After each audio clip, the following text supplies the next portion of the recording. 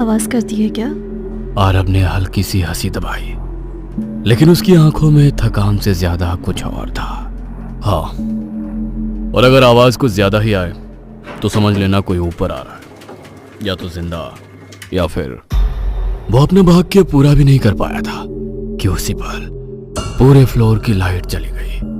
चारों तरफ घना अंधेरा छा गया। सिर्फ इमरजेंसी की लाल बत्ती टिमटिमा रही थी जो दीवारों पर अजीब परछाइयां बना रही थी। और तभी धीरे घिसटते हुए कदमों की आवाज कॉरिडोर से आने लगी। हर कदम जैसे फर्श पर रगड़ खा रहे हो, धीमा लेकिन साफ। अंधेरे में एक परछाई दरवाजे के पास आकर रुकी।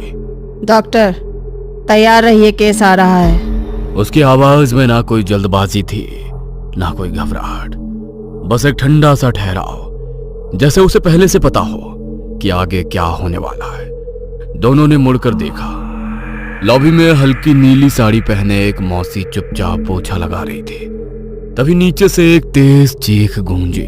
डॉक्टर, डॉक्टर, मेरा बच्चा, इसे बचा लो, इसे बचा लो। एक बूढ़ी औरत हाँफती हुई दौड़ती आई। उसकी गोद में सिर्फ 4 दिन का नवजात था।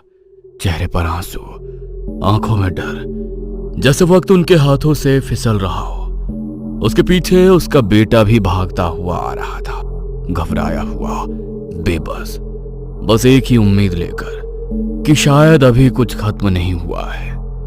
डॉक्टर आरब ने बच्चे को अपनी बाहों में लिया और उसका दिल एक पल को जैसे थम सा गया। बच्चा सांस नहीं ले रहा था, कोई रोने की आवाज नहीं, छाती बिल्कुल स्थिर। उसकी आंखें ऊपर की ओर जमी हुई थी।